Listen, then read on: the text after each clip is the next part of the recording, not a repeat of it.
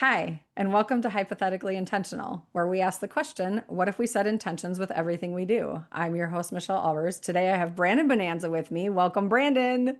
Hey, what's going on, Michelle? How you doing? I'm really excited to see you. I'm great. I'm great because we're spending time together today, and that makes me excited. I just am so happy we get to catch up, and we're doing it on the mic, which is a little bit, I kind of like how that's vulnerable and real all at the same time. Like when we talk off mic, it's not a different thing, but it doesn't feel vulnerable at all. But when you're on the mic and you know it's going out to the world, it's like, wait, hang on. This feels a little like but I enjoy that feeling. Anyway, let's get to the intention. I asked you before if you'd do an intention and you said yes, and I said, let's pull a card. Let's do it. Yeah, no, I hear what you're saying though about the recording versus in person, and it's also the good thing about it too is there's like a pressure when you're online, and if you allow yourself to not get caught up in it and stay in the moment, you can actually use that pressure. It's the same kind of pressure I use with like stand-up comedy or whatever. When you go into an open mic and you just get on stage and you have an idea of a joke, but you don't really have it, and then that fire of being up there just kind of makes you do it. So it's the same thing with a podcast I've found. And Yeah. that's why like I never really exactly plan what I'm going to talk about, to the T. I just have an idea and then see what happens or whatever. But yeah, let me pull. That's the way I flow too. So I have my beautiful Smith weight because my last name is really Smith. So like Nice. it's like, With a not that I have borderless anything to do with edition. No yeah, borders. exactly. Yeah. There's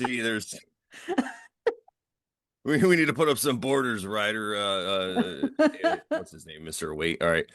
Oh, look at What is this. that? Is that the Nine of Wow, Swords that's crazy. reversed? It's okay that the nine of swords. Okay, so this is another thing about tarot. So a lot of people will see cards like this and then they freak out, right? They're like, Yeah. oh no, I'm gonna have a bad day. But I look and I'm sure you look at it the same way. Tarot is more like a temperature gauge or kind of what's going on. So when you look at this card, especially because I pulled it out upside down. Let me just see if all the cards are the same way. And Do maybe you oh wait, have, do you all the have, cards are the same. Go are ahead. I'm they? sorry. I was curious if you have the Eight of Swords, if you can find it super quick, because it's reversed and we can have a little conversation about that. Yeah, I mean, I'm sure I could. The thing I like about the nine too, though, is it looks so dire, right? It Because you have all does. these swords. But the what I always tell people when I notice one of the first things I notice is all those swords aren't touching him, just Right. like three or her, that person.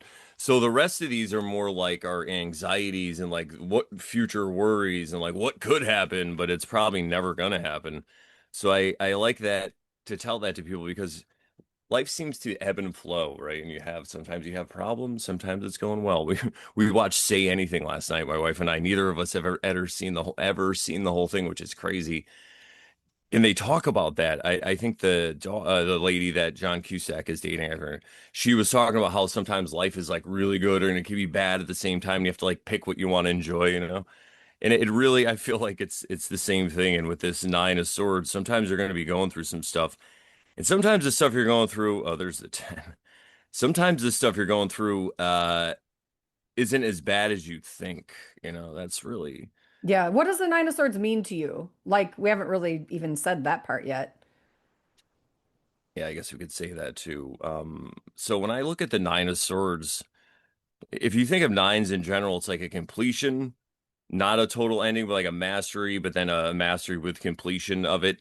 And with swords, it's ideas. And so everyone thinks more is better, right? You're like, more is better, more, bigger, better. But when it comes to ideas and stuff, sometimes it's not always better, because it's like I was talking about with meditation.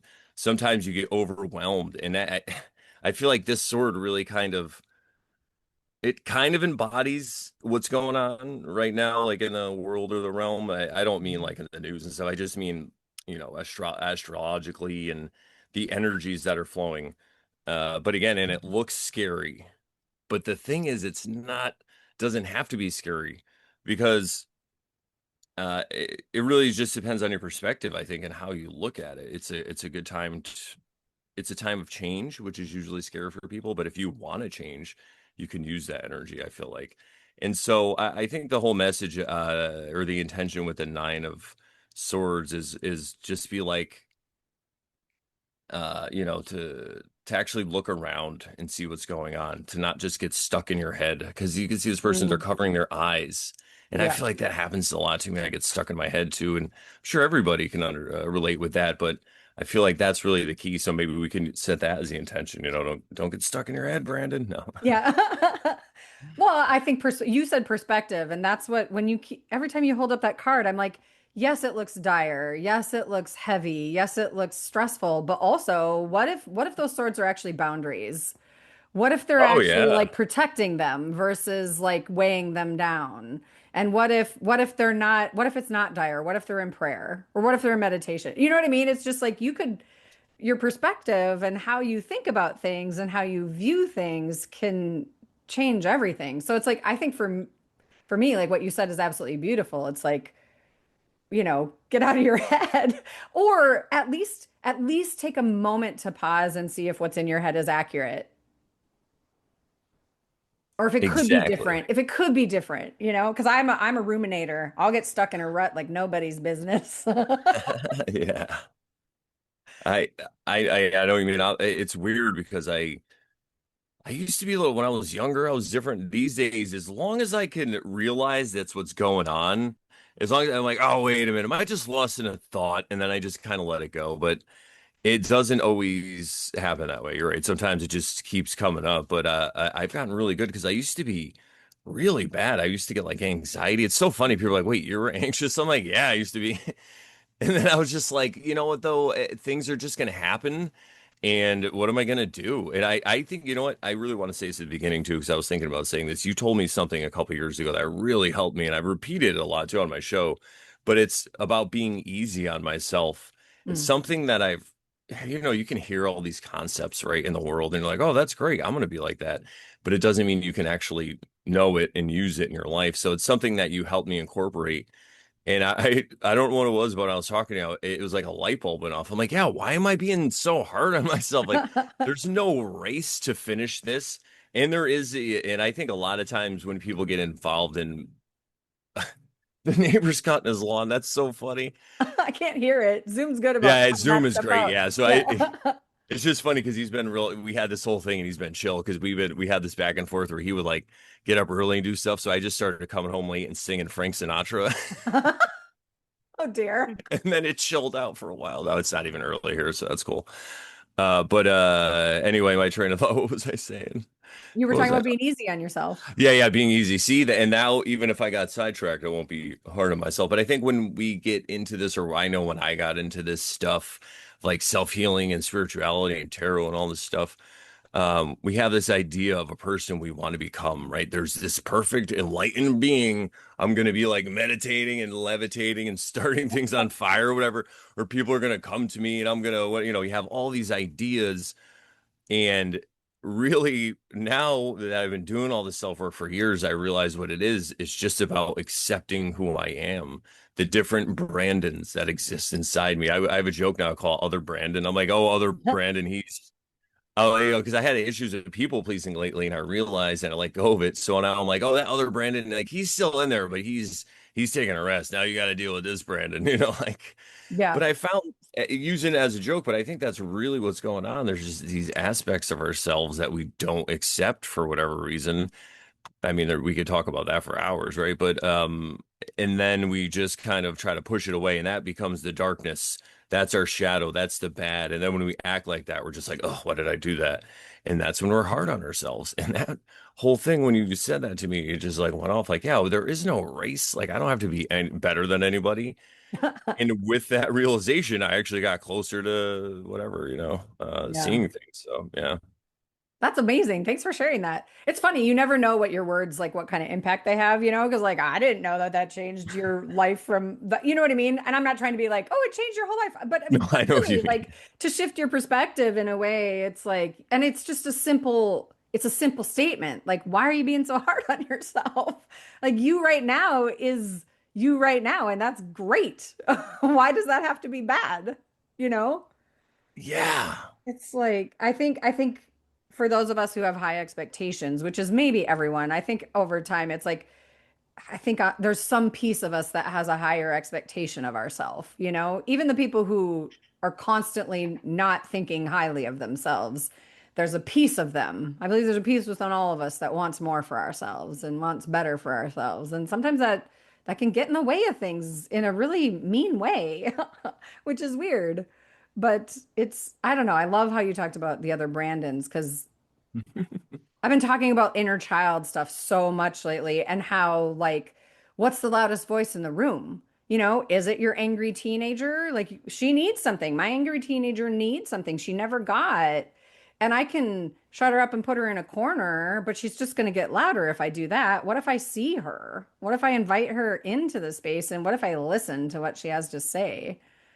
From a higher self perspective, from like me now and my connection to divine, my connection to my divine self. I don't know. I just find it so complicated, but also so easy to like, I get the concept, but to do the actions, Yeah. it's a totally different thing. Yeah.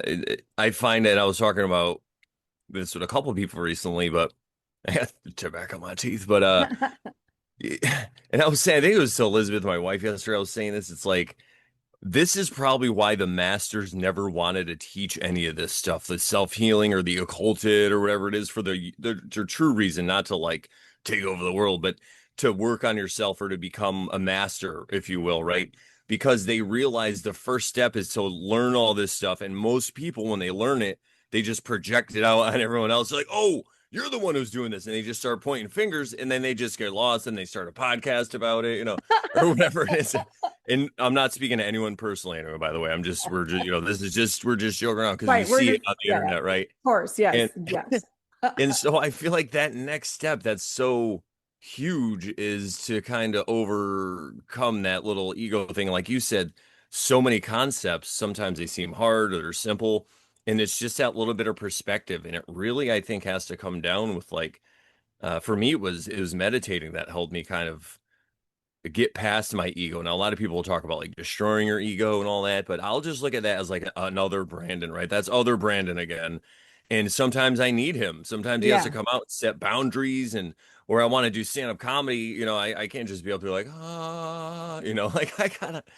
So it's a tool in my toolkit, and that's how I look at it. And that other thing, getting back to perspective, it really is. Sometimes it's a little shift. They play it really well in movies, like The Matrix when he finds out it's like a huge one about what the Matrix is and all. It's like this huge moment, and then a lot of times in movies they show like a zoom in or a zoom out on people Yeah. when that happens. But sometimes it's just a little subtle kick, and then you're just like, oh yeah, I didn't think of it that way, because the way my brain works, I'm always trying to tackle these high concepts and I'm very good at pattern recognition. So I might Yeah. miss the little thing in front of me all the time. And when I was, years ago when I was a little younger, I was more, I guess egoic or whatever. So I would snap at people and stuff like that. But now when people show me things, I'm like, oh, thank you. I'm like, oh, yeah, I might step in that hole right in front of me. Thank you. I didn't see that or whatever it is. So, yeah, but I think all this stuff, it's so nuanced, and that's Mm. why I always tell people it really is about your own path and what works for you. You can learn from other people, but just, I think they say it in the Bhagavad Gita, like don't, it's better to fail in your own path and succeed on the path of another, something like that, Yeah. you know? Yeah, I talk about that all the time too, because for me, it's like it's one thing to learn someone else's method or someone else's way. It's a whole nother thing to make it yours. And I found that it didn't work for me until I found my version of it. I mean, I'm still using the foundation of the tools and the skills, but it didn't work for me until I made it mine. And it evolves over time. If I have an expectation for it never to change, I'm just doing self-harm on some level. I mean, I don't mean it quite, but it is a detriment to me if I'm not willing to evolve and transform my practices. If I get attached to what they once were and how they served me, then I never have the opportunity for them to grow and evolve with me as I transform and change and I mean everything changes all the time, which is some people that's like terrifying. And I think everybody resists change on some part, but I think some of us thrive on it in moments more than others. Yeah. Yeah. It depends on how comfortable I think with chaos you are. Yeah. Right. Yeah. And it's funny because I think this whole thing where artists are like can see the future, and somebody, a comedian, he's up there trying to tell you what is right now. A comedian is on stage telling you what's happening, and the audience is stuck in the past, and they don't want to do it, but they're coming along, and the comedian's making it funny for them at least, right? And that's what it is. Most people, I think, are afraid to look at what's actually going on, and they because they prefer the past and things change, so much. So I think that for people like us and for spiritual people too, I think they kind of see the future, or they're in the present so much more that I mean, it's just amazing once you can start to really cultivate a present moment awareness. And I there was this meditation. I had like a meditation summit. I think it was from Sounds True, and it had all these different people like Sharon Salzberg, and I forget all these. Ram Dass wasn't on, but all these other people. And one of the guys did a meditation just about being safe. And he's like, just think about it. They do like a little talk, and then they do the meditation. He's like, think about how safe you are. He's like, you have civilization, police are around, you have locks on your door, people are generally cool. He's like, I know the news is nuts and all that stuff, but it really started to make me think. And I was like, oh, and I felt like I was standing up straighter. I'm like, did I have all this unconscious fear that someone's Yeah. gonna like knock my door in and I have to fight them?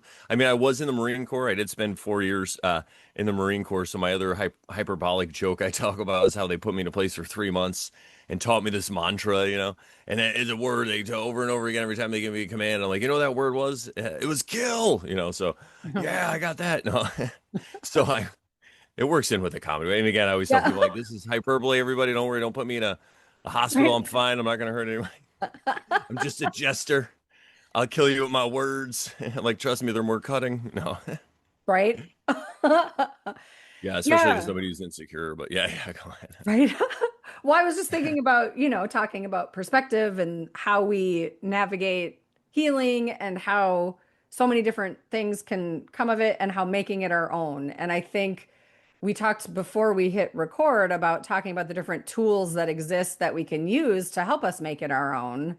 And then also the slippery slope that is those tools becoming something external outside of ourselves, and we forget to include ourselves in the decisions, you know? Oh, I like how you put that.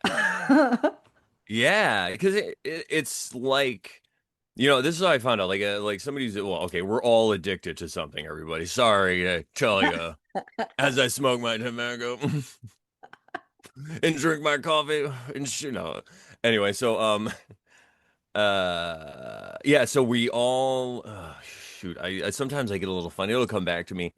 But I think so. All right, as I was saying, we're all addicted on one level or another to something, or maybe not. Whatever. I don't want to speak for everybody, but I feel like what happens is, so say somebody who has a problem with alcohol, and they're just like a normal. They don't have a lot of spirituality in life or whatever, and they go to like AA and they learn things, which is great, and it helps them out and it shows them about a higher power. But I see a lot of times, sometimes people trade in one addiction for another, and sometimes it's good. Sometimes you're trading in alcohol for coffee, and then it's like, all right, you're just jittery now, and you're not, you could just imagine, right? So I feel like that's what spirituality is to some degree too, and you're just hopping from one to another. And Ram Dass talks about this too. It's like he says if you have a splinter in your finger, you might use another splinter to take it out, but then you throw them both away at the end. You don't keep that splinter and like put it up on the wall and like, bronze it. And you're like, this is the. And I feel like really at every point, that's kind of like the key to life in attachment.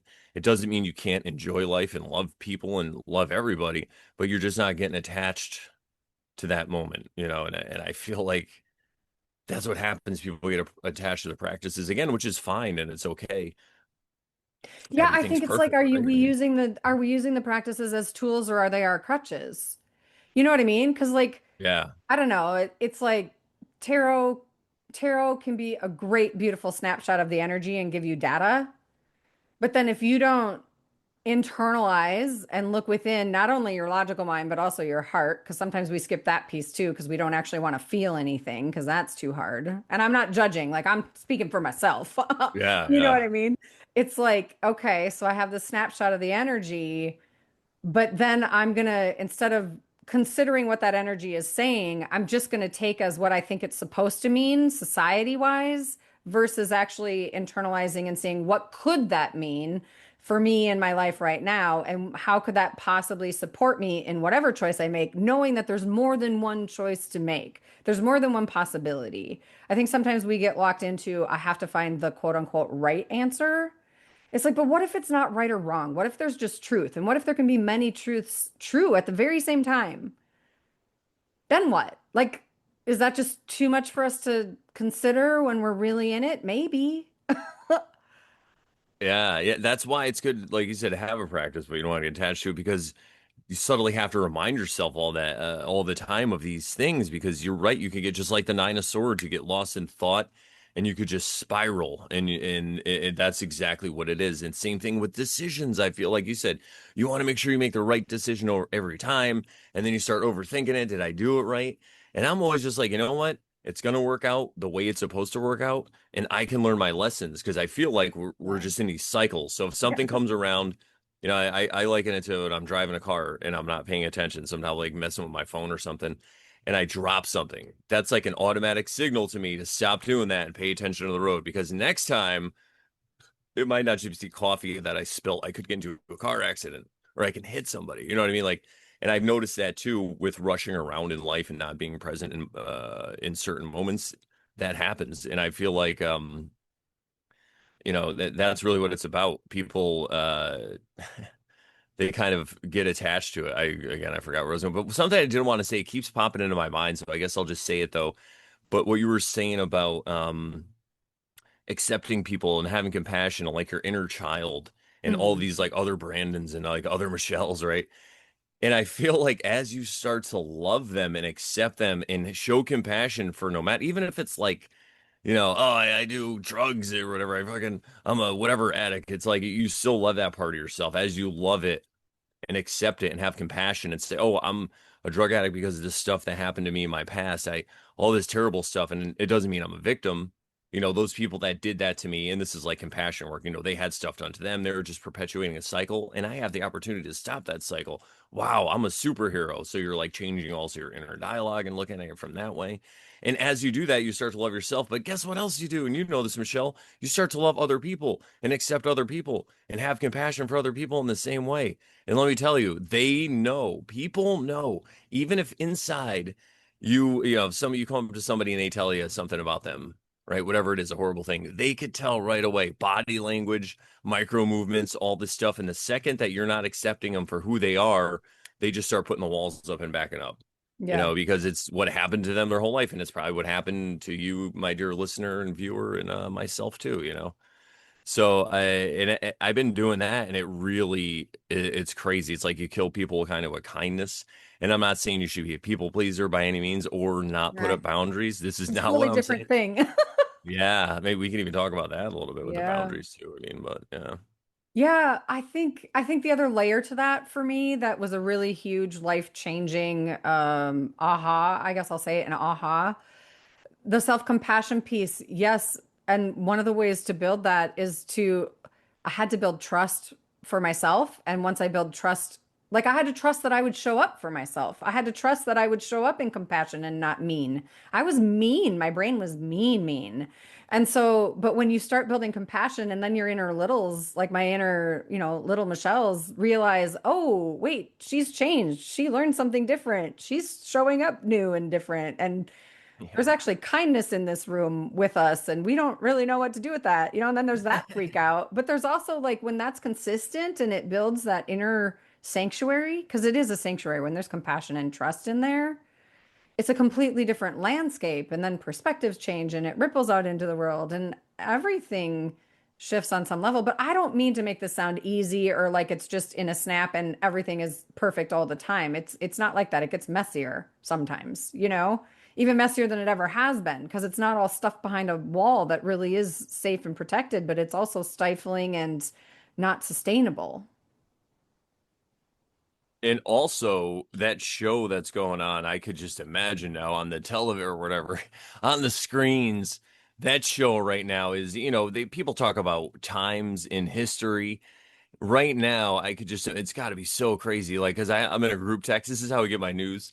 I get my news because I'm a DJ. I do a lot of weddings and corporate gigs sometimes. So when I'm at corporate gigs and they're giving speeches, that's how I get. I was at this one. I can't even say, but it was for a financial institution, and they're like, "Oh, this week was one of the worst weeks ever." And I'm like, "Wow, what happened?" Like, I had no idea the market crashed, I guess. And then another one was for like this big university. I don't want to say that's in Connecticut, and something happened there. And they were like, we almost canceled this event, and I'm just sitting back there listening, like, whoa. And then I just put on some like Janis Joplin. Here you guys go. This will be good for you. This is what you need. Yeah. Me and Bobby McGee. This will make you feel better. No, but in that, I have a group text with two friends that are really funny. So every time somebody famous passes away, I have a friend. I don't know if he gets alerts or whatever, but he knows. I don't know if he's like connected to their heart monitor. He knows like Ozzy, I guess, passed away, and he was just like, yeah. So I'm seeing it, and that's how I see it, as opposed to somebody who will like check every day, right? So I Mhm. can kind of gauge it a little more with the craziness, and it seems like it's just on turbo. So with that distraction always ever present, what I tell people is right now, in any time where there seems to be a lot of chaos and a lot of change and things are moving quickly, it's always good to keep, well, for me anyway, it's good to keep my attention on things that I want to build and grow and take care of in my life, because could it be that this is a magical realm we live in, and our attention is the most important thing that there is, and it's like water for plants. Mhm. So when you put your attention somewhere and you're putting it on the news or whatever, you're just watering that, and you're building that reality tunnel in a way, and then you're going to be part of that reality tunnel. Whereas I feel, and this kind of might sound a little woo-woo or out there, but I feel like if you just keep your attention for yourself and you don't let that fear creep in and affect, everyone's going to feel fear. I'm not saying here you should sit here and be fearless. No, act despite the fear. Say the litany against fear from Dune. I must not fear. Fear is the mind killer. Fear is the little death that brings total obliteration. It's so true. Anyway, so that's what I feel like is going on here. And I talk to a lot of people that are having rough times, and I'm like, you know what? It's everything over here. I mean, yeah, there's challenges, big life things happening, but day-to-day stuff, it's great. I'm just looking at what I'm grateful for and stuff, because I feel like no matter what happens out there, you can be okay here. I mean, even if your neighbor and your other neighbor, for some reason, their house is just get taken away in the rapture, or whatever, by a flood, I think you will be fine. And I know that sounds crazy, but I really feel like this realm is like one of these realms where you have to allow it to happen to you. You have to, it's like a vampire, right? You have to invite them in for them to mess with you. And so even if that's not totally true, if you stay that way, you're not only gonna not be a victim, but you're going to keep your eyes open, and then you'll see the signs that happen. So maybe you'll be able to make those steps where everyone else is just caught in something that happened like in 2020, right? When everyone was just frozen like a deer in the headlights. And some people already knew it was coming, and they were just like, okay, here we go. Yeah, I Let's see think how we're we make back to this fun. perspective. Yeah, And even yeah. even fear, I think fear is data. And I think it's great to observe fear and to change your relationship to it so that you can. Because I never used to be, I was a freezer. I didn't navigate fear well. I was just like, oh, nope, fear, I'm stopping. Everything comes to a complete screeching halt. Yeah. I mean, maybe not for everything, because I'm also bold and brazen and I can make different choices, but it depends on what it was, right? Like, and I just Yeah. think like now I just look at fear and I go, okay, you're here. What's this about? What are you telling me? What's within me that is causing this response, and how can I do it differently? And again, I say that those words sound easy. It's not easy. It's freaking hard. And my life has changed since I've changed my relationship to fear, since I've changed my relationship to control, since I've put an intention around seeking my attachments that are causing me pain, because they do. And so it's like, well, how do I want to show up? How do I want to navigate this? And what is my perspective? And is my perspective one that's helping, or is it one that's harming? And I don't know. I can so easily get sucked back into my old patterns of everything being, womp womp and mean, and and that I can't do anything right, and that the world sucks, and right. Like I can go back into those old stories, but I don't want to live there anymore. I'm not saying I don't have hard times. I'm in like a full-blown like trauma healing, puddle right now that is messy and gross, and I feel like somebody's got a hair dryer in it, damn it. It's like this Yeah. sucks. But also, Yeah. like, it's taking me somewhere, and all of those things that I'm feeling and fearing and navigating.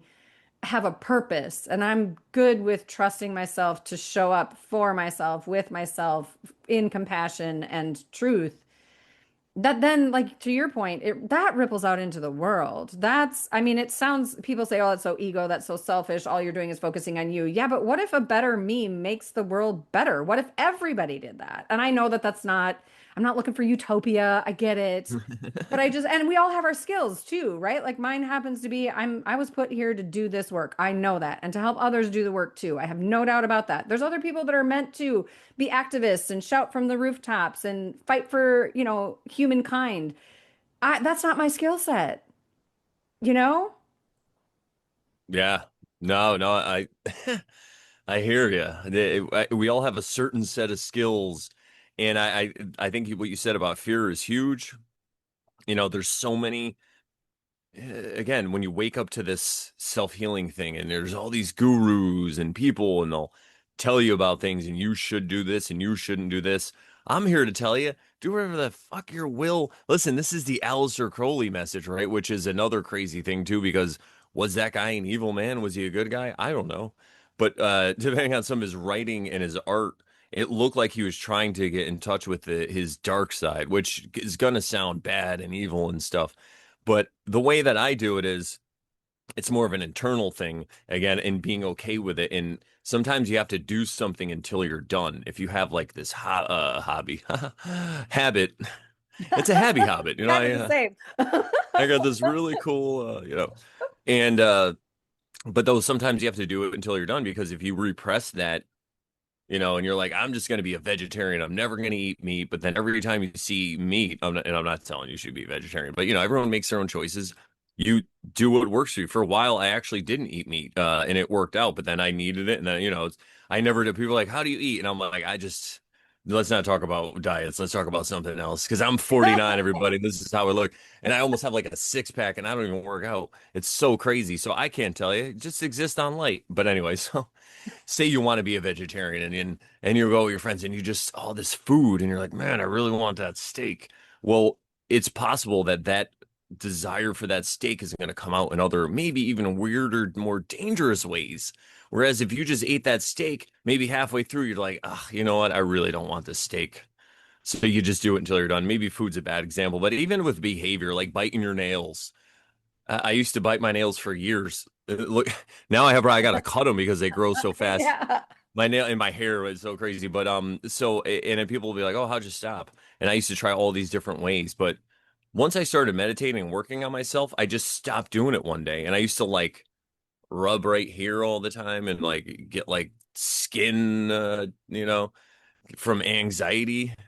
And then I just stopped doing it one day. So I feel like it really is about just kind of waking up to things and seeing it and doing it until you're done. And I'm not saying you shouldn't attempt to make yourself better and stop certain things, but this more goes along the line of taking it easy. So say you are having an issue with alcohol, right?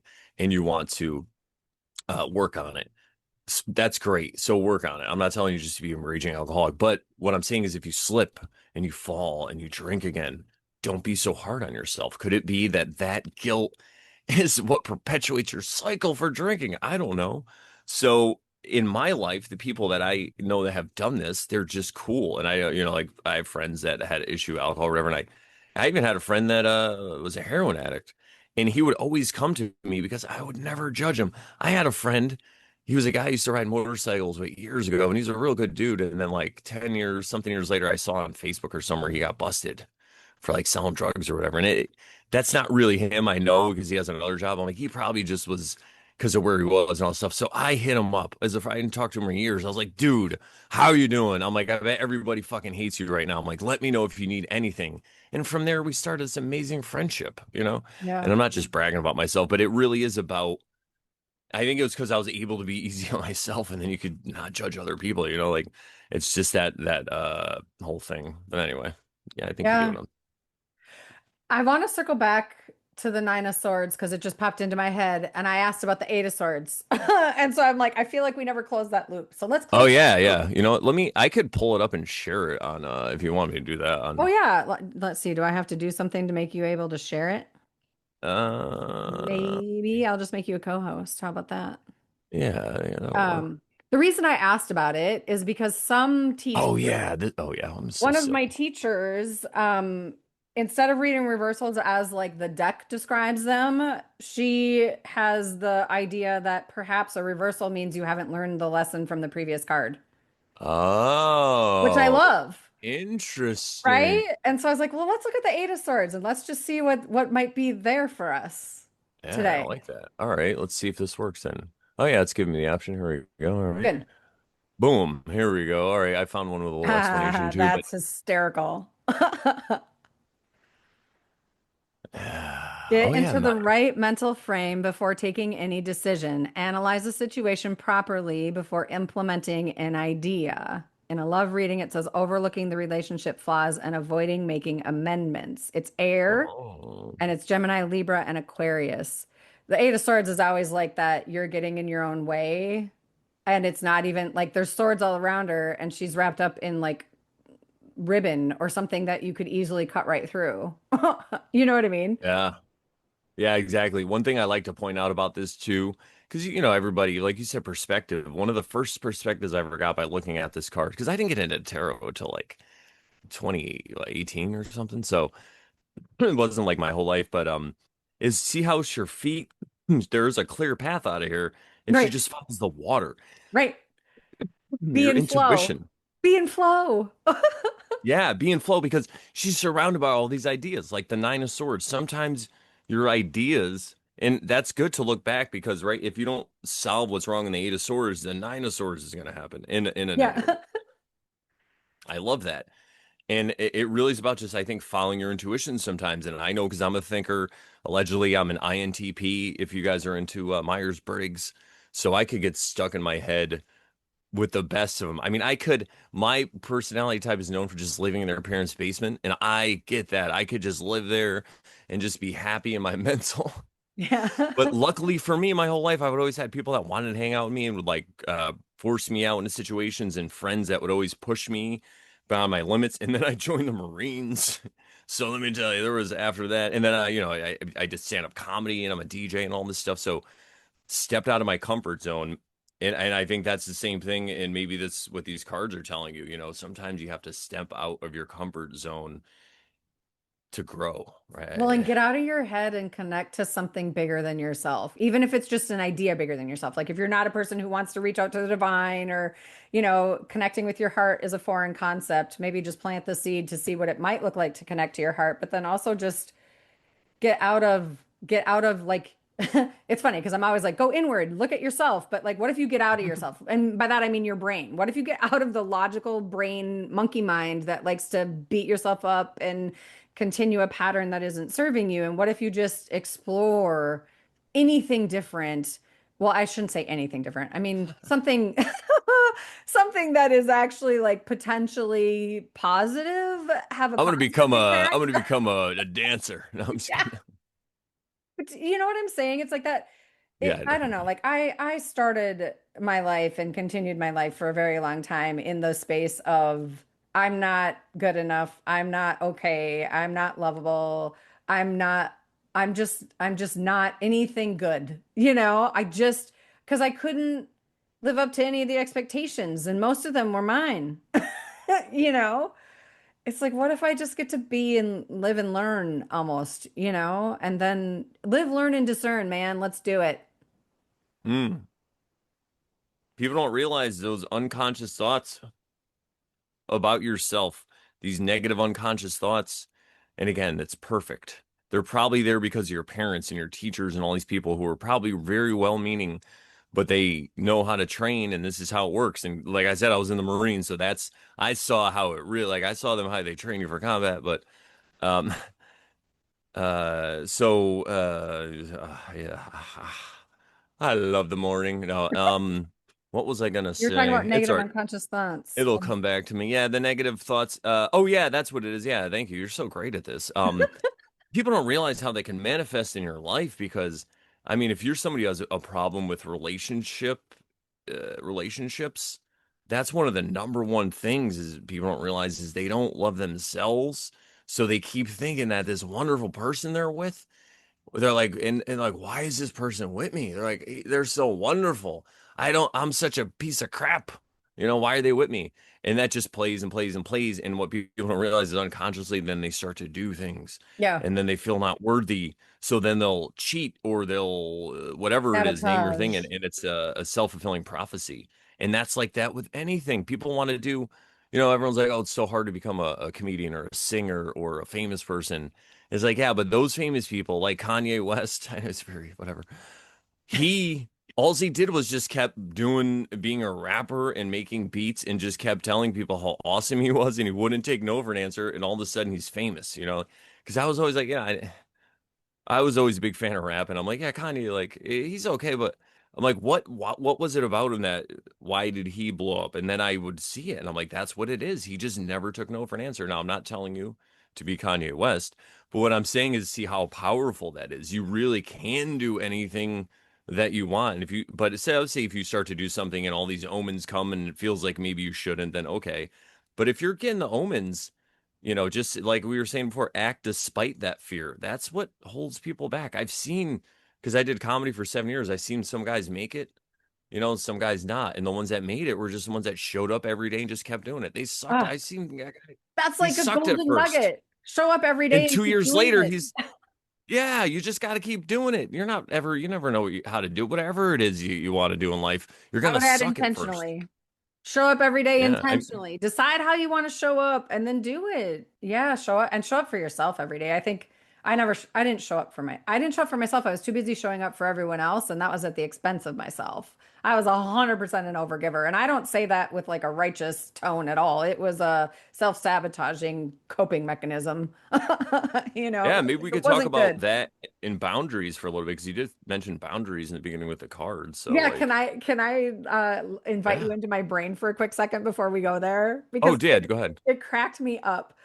I hear all the time about automatic negative thoughts and they call them ants, but you call them negative unconscious thoughts, which is nuts, and I like that better.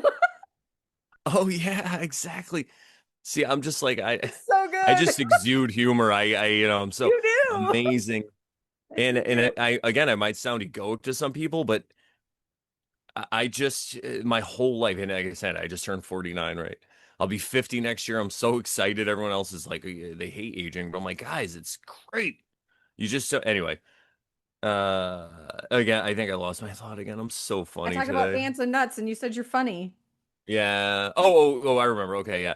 So a lot, and when I speak now, even not even just on podcasts, like, but in person, might seem a little more egoic, but I feel like I'm just more confident and sure of myself, and I have this positive self-talk bleeding out into it, and I feel like honestly, it's a good example for people to see that, Yeah. like why not? Everybody else is like, even in comedy, there's a lot of people who are self-deprecating, but it's in like a harmful, hurtful kind of way. And it is Yeah. funny. And I feel like, yeah, you could still be self-deprecating and be funny about it, though, and not have to be hurtful to yourself. And then it reflects back to other people, right? And then you're not so hurtful to other people. So I like that nuts thing, though. I got to Me remember that. too. It's my new thing. I'm not going to do automatic negative thoughts anymore. I'm going to talk about negative unconscious thoughts because nuts is way more fun. What are you, nuts? It reminds me of, I heard Duncan Trussell Oh. say this once, and I think he got it from Jack Cornfield because I was listening to a Jack Cornfield book. I'm not sure if you're familiar with him, but he's a Buddhist guy and he has a lot of really good audiobooks and they're stuff you could send to like anybody. It's because I mean I you said before sometimes people don't believe in the woo woo or whatever. That's the thing about the spiritual stuff. The true spiritual stuff works even just in the physical Mhm. because you could say to somebody, "Hey, just being grateful and not being a victim, you can point to all these benefits and then you're going to have a better life because you're not going to feel like a victim." And all this stuff. So it's great how it works on all that level. But anyway, this thing he said was, if you make a mistake, you might chastise yourself for it and you might continuously does this sound familiar to anyone you screw up and then the next day you're like why did I do that, why did I say that, why you shouldn't have said that, you shouldn't have said that. Well, think about if there's a guy outside you or a gal or whatever person outside you and they just kept saying, or a parrot, right, he just kept saying these things to you like that was terrible, why'd you do that. If there was other people witnessing that, they'd be like, that guy is crazy, he's nuts, right? So Yeah. you're treating yourself like a crazy person. And I heard that and I was like, oh my God. So now, even if I screw up, I'm like, you know what, Brandon, it's okay. It's okay, other Brandon. We're supposed to screw up. That's what we're here for. What can Yeah. we learn? And I know I might sound like some master who has it all figured out. I don't do this in every situation, everybody. This is the Yeah. goal. This is the practice. This is what we're trying to go for. And and when you do it and you're easy on yourself, it's like you create this friend you never had instead of Yeah. this adversary you've had this whole life that's been like, "Ah, nah, nah, nah, nah. Why are you gonna Right. grow your hair out? Like your mustache is uneven. You know, like one eye is bigger than the other. Brandon, are Yeah. your eyes even even? Like, Right. you Well, know, and becoming your own best friend, like if you don't want to sit alone in a room with yourself, who else is going to want to? And I mean, you're with yourself all the time. It's nice if you actually enjoy your own company. And I don't mean all the time. I feel like that's humanly impossible, but most of the time would be great. Impossible. I think I just made up a new word. Let's go back to boundaries and then let's wrap it up. I'm let's excited. do This it. was I love chatting with you. I always love chatting with you. Yeah, I love chatting with you too. We always had a great time. We should do this more often. Now, I feel like I've been a hermit. Every you know, there's no need to explain. Everybody gets it in this work, especially. So yeah, but I can't wait. I've been recording a lot more, and I'm gonna be out on the scene more. So I'll have you on my show too. Then Awesome. come That'll on be out. fun. Yeah, we get Spoons in the chat, and Yeah, yeah. yeah, exactly. Shout out to Spoons, by the way. Thank Shout you for out all to your Spoons. amazing insights and everything. Anywho, yeah, boundaries. Do you feel like you've always been good, quote unquote, good with boundaries? Have you always had them? No, Like you I alluded earlier, or you might even have flat out said it that you didn't. yeah, I had the this probably sounds familiar to most people, but I had the my method was I would just be cool until I couldn't take it anymore, and then I would snap, and I guess that would be the boundary, and then people would be like, "Oh shit, what the hell was that all about?" And you know, I'm 6'5", so I'm like kind of a giant. I have this booming voice, so usually I'm pretty chill, but when I get upset, people know it. So I found out, I'm trying to think of the first thing really that put me onto boundaries. I guess it was just like the self work stuff I was doing. Yeah. And I always thought I had to be a nice guy in order to be accepted around people, you know, because it was the self-esteem thing again. And as I worked on it, I started to look around with my eyes wide open and being like, you know what? I'm actually the coolest person around here. You know, like I might be the smartest person I know. Is this crazy? Because I look back and I'm like, I've been right almost about everything. And the things I've been wrong about, I was super wrong. But once I was showed the correct information, I adjusted my course, you know. So I'm thinking back and I'm like, wow, you know, I've always been interested in truth. And again, I'm not like trying to say how cool I am, but and so I realized that I didn't have to be this nice guy to people. I could still be chill and cool and help people out, but I had to like weigh it against how I'm feeling inside. You know, do I want to do this? Why am I friends with this person?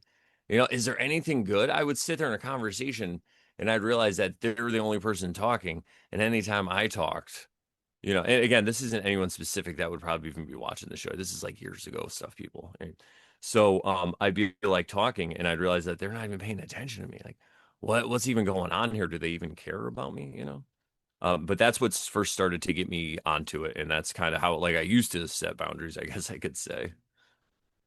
Yeah, I feel like I mean, my partner has helped me tremendously with boundaries because he's ridiculously good at them. And he definitely, I've learned some of my key pieces that I've learned is like there's a very big difference between boundaries and demands. Mm. You know, and it's like boundaries aren't about the other person, they're about you and they're about teaching people how to treat you. Like, what are you willing to accept? And it's like from that perspective for me has been life changing. It's like I'm not trying to control other people or demand that they do some sort of thing. I'm just saying, like, this is how I'm willing to accept being treated. And if that doesn't work, I'm going to remove myself from the situation. You know, I can salt fields rather than burn bridges and just like nothing's growing over here, but we can replenish it at some point if that feels right. I'm not, you know what I mean? And I know exactly what you mean. yeah, so I just think boundaries, sometimes we see them as mean or unkind, and I'm just learning over time that boundaries are the kindest thing I can do for myself. And the people who are taking advantage of my overgiving have fallen off. they don't want to spend time with me anymore. You know, or it just doesn't work anymore. Like we tried, just not really a thing. And I'm not poo-pooing them. We all have our own needs and ways we show up in the world. And but I was at the expense of myselfing, and they didn't know that. I knew that. But I didn't say anything. So that was me being dishonest and untruthful first with myself and then by result with them. That's not helpful. It's like a covert contract that Yeah. you have Yeah. with people. You're like, well, if I do this and then you do that, and then they don't do that anymore, because they don't know about your secret contract. Right. And you're like, yeah, but I always do this, so you're supposed to Well, healing, reciprocate. And yeah. I feel like that explains all, like, most relationships out there. And again, this isn't judgments. We're trying to get to the bottom of this stuff.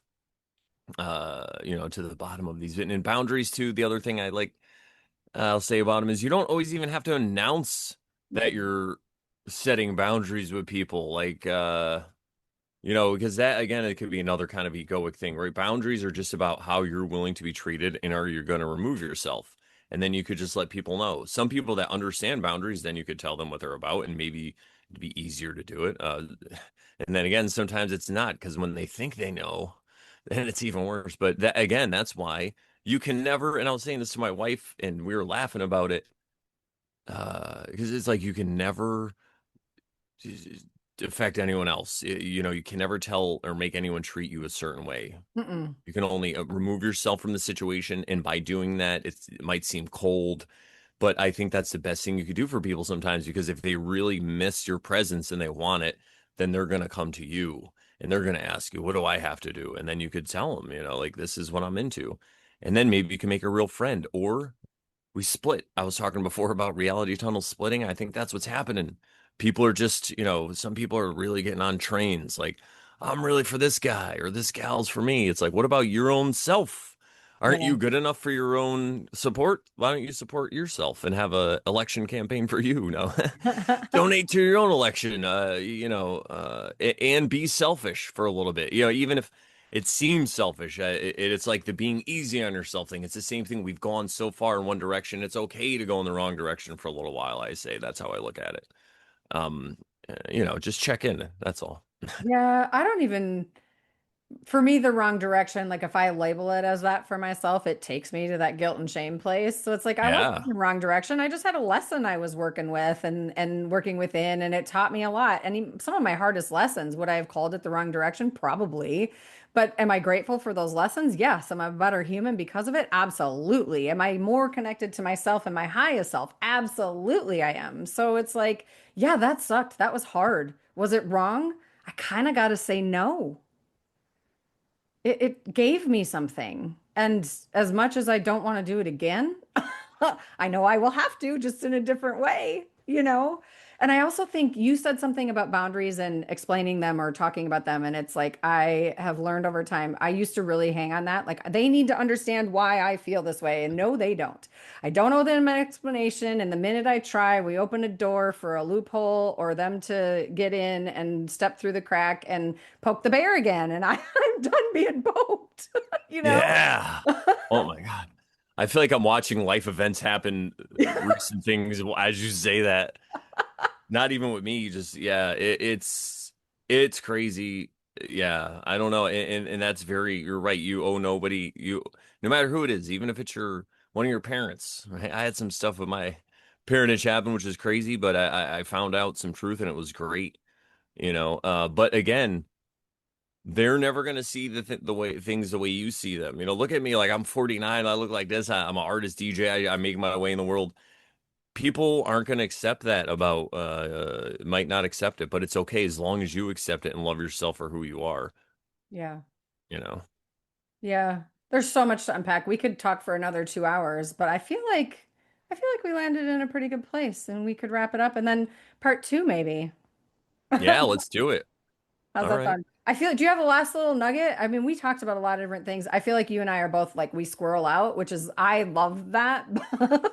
But I feel like how can we zip this episode up? Like if you had one little or I mean, however many golden nuggets of just like I would just say, to everybody, just to if you're listening to this podcast, thank you.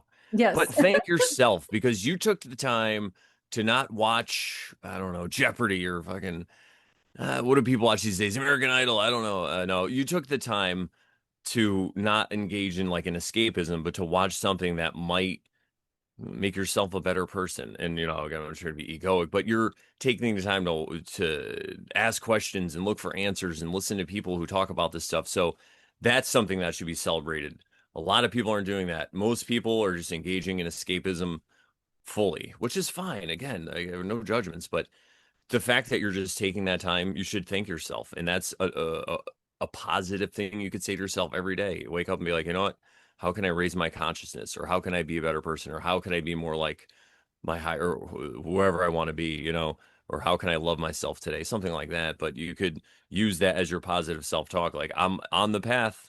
That's like 90% of it is getting on the path, and it's funny because a lot of times, like I said in the beginning, when people first get on the path, they start to point the finger or whatever it is. But when they first get on it and they see how crazy it could be and they see how scary everything is, that's when they get stuck. And I'm telling you, push past it because you already made it past the hard part. You already saw it. Seeing it and not being in denial is the fucking, that's, and it could be pain and stuff, but just push through it. Yeah, or That's what I sit would with say. it. Whatever you need. Yeah, I love it. Thank you so much. No, thank you. If you're a human who has unkind thoughts, I'm just coming into my, if you have a human who has unkind thoughts to yourself, maybe just see if you can find one that you can turn kind or just add a kind thought. Even one kind thought can start shifting that vibration, changing that energy. I love everything you just said. I loved our time together and I appreciate you being here. Thanks, Brandon. Thank you. And my website is morelawsmoreproblems.com. If you go there, you can find everything about me, Brandon Bonanza, on YouTube. And yeah, Brandon Bonanza mostly everywhere, I guess, Instagram and stuff. So yeah. Thank you. I'll Thank put you. those in the show notes. I want to make sure people can find you. Thank you for that. I usually do it on the mic, but I do it in the notes too. So thank Yeah, you for yeah, saying that. perfect. No, All thank right. you. See you next time. See you later. Bye bye, everybody.